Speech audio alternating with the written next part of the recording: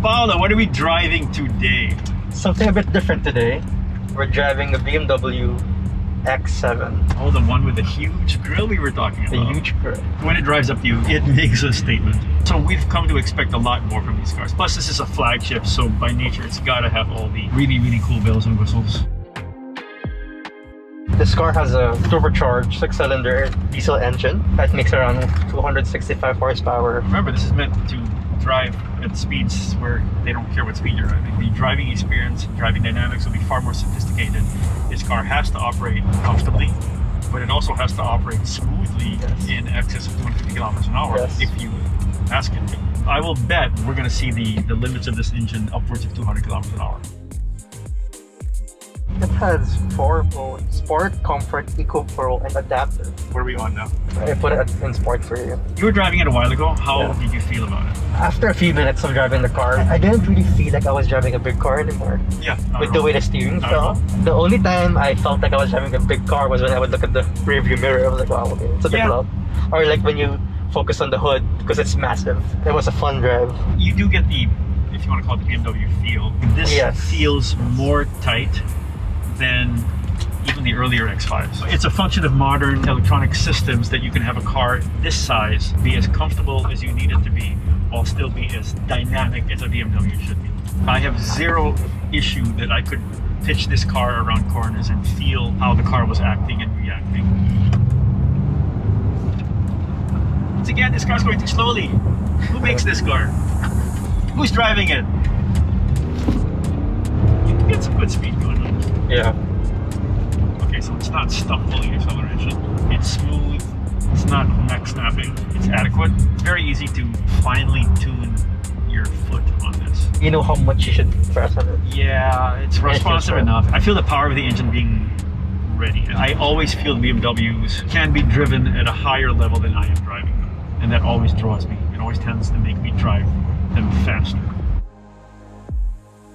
The handling in this car is nice. It's not insane, stellar sports car handling, but it's definitely engaging. The way the engine comes on is nice. The way the engine communicates to you in terms of sound, in terms of the little, I don't want to call it rumble, but you definitely know it's there, and you definitely know there's power there. It's not a detached engine at all. The transmission is an 8-speed automatic transmission with Steptronic. So it's a very, very, in my opinion, matched transmission.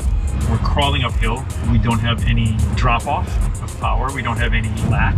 We don't have any wavering of the delivery. Oh yeah. So it has an adaptive 2-axle air suspension. Which explains our happiness with the ride and the versatility of that ride. Talk about how you feel about the interior. Like, I like the wood trim. Okay, the first thing I'm going to talk about is the cut glass, which I'm like, yeah, I could learn to live with it maybe. Not do we get me though? Not me. Yeah, he'll... Paolo likes it. I'm not a fan. Having said that, everything's fine. Everything feels right. Their ergonomics are excellent. This is my favorite part. It's clean. It's not up there. It's nicely situated. And it protrudes to the driver. Yeah, and it doesn't match the look. That's a BMW Live Cockpit Professional. So that's the girl who was talking to you earlier. Please select a category, for example, navigation, to display a selection of available commands. It has a Harman Kardon surround sound system. Well, this is really cool. What? The small display for the air conditioning. Oh. It has Apple CarPlay, but no Android Auto. When you connect your iPhone to the infotainment system, you get to choose between BMW iDrive or Apple CarPlay. It's wireless. What this car does is have a lot of touch points in terms of how it still communicates the level of interaction that BMWs can provide between driver and car. So Paolo, given that we've actually quite enjoyed this car and we're very impressed with it, how much would it cost us to buy it? The BMW X7 costs 8,190,000 pesos. It's not as high as I thought it would be. If you're in that market and you're able, that's not a bad price. At that level, there are other cars that are going to be coming in that I might look at rather than this, but it's not bad. Where's the X5 cost-wise? 5,190,000. Do you want that additional space? Do you want that additional comfort? Maybe. There are some people who buy cars just for what they call their events cars, just to be drive up in them. And this will certainly make that statement. If you were looking to spend that much money on a car, you would not be shortchanged by this car. Who I think this is for? I think this is for someone who likes his cars, appreciates the level of handling, but needs more space and comfort. This is one of those cars that helps you remember to love driving, even though it's huge, and even though most people are going to sit in the back with their grandkids further in the back. That's what this car is for. For the person who still wants to have a drive that's engaging, a drive that's interesting. I wouldn't get this car if I was driving in Manila all the time. It is a big car, even though it doesn't handle like a big car. It is a large car, and you know, you're not going to want to see your bills when you scratch something parking in a tight spot. You know what car might be good though for you? What? The next one will drive.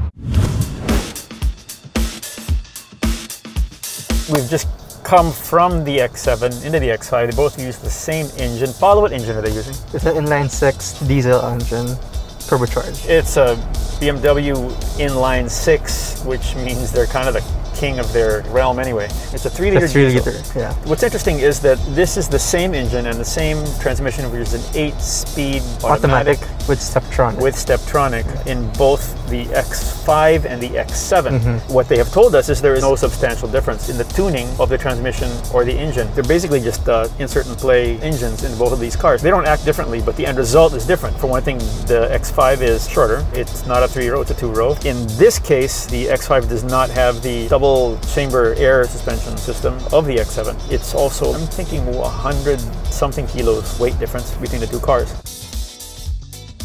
How do we feel about the X5? If you're an X5 fan or if you're a BMW fan, this is a natural progression for you. It is, as expected, the best, most refined X5 yet. It doesn't have all the negatives that previous X5s had. The early X5s, we didn't like them because they just didn't feel the way we wanted them to. Now, because of the modern electronic systems, these cars feel better than they ever have. It does bring across the dynamic feel of BMWs, and this X5 does it more than the previous X5s. It is their original SUV.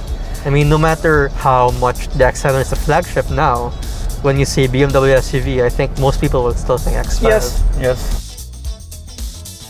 I mean, the interior layout is similar to the X7, but of course you get less elegant stuff. For example, for the gear lever, it's not glass anymore. I like the fact that it's not a glass gear lever. Yeah, the conventional material for it. That's fine. I'm happy with that. Yep. The same layout for the controls on the center console, but minus, of course, the ride height adjustment. Yes, which would come with the funkier suspension. The 2-axle air suspension.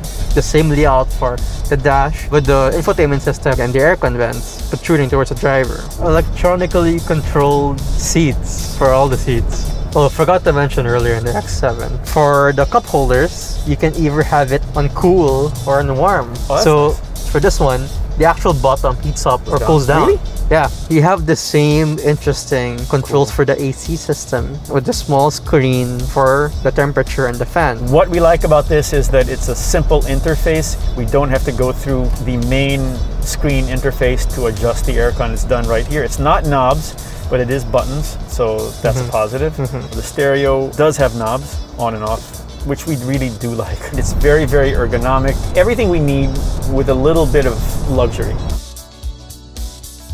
The 3-liter inline 6 produces a good amount of power. We're now doing 105 just at 1300 RPM. We can weave in and out of traffic with this. If I hit the gas, it's not going to keep accelerating straight on through. The acceleration comes in early, so that let's say if you have a line of cars and you want to pass it, you'll get a good spurt in the beginning, but then you've got to manage because you got to understand these two cars are big, large cars. This is an 8-speed transmission, very smooth transmission. So we're getting a soft shifting to a lower gear that just kind of lets us whoosh forward. If you see a nice curve, you can hit the throttle on this, run it up, and you'll be happy. You're not going to be screaming sideways, but you'll be happy. It feels light to drive. It feels light in handling, given how large it is. It does not have the air suspension of the X7. It does not have the tunability of the suspension of the X7, but I don't miss it at all. It's very BMW in the sense that it's able to support what you want to do, but you can reach the limits of this car. It's attainable that you can get almost a maximum joy out of this car without running it too hard.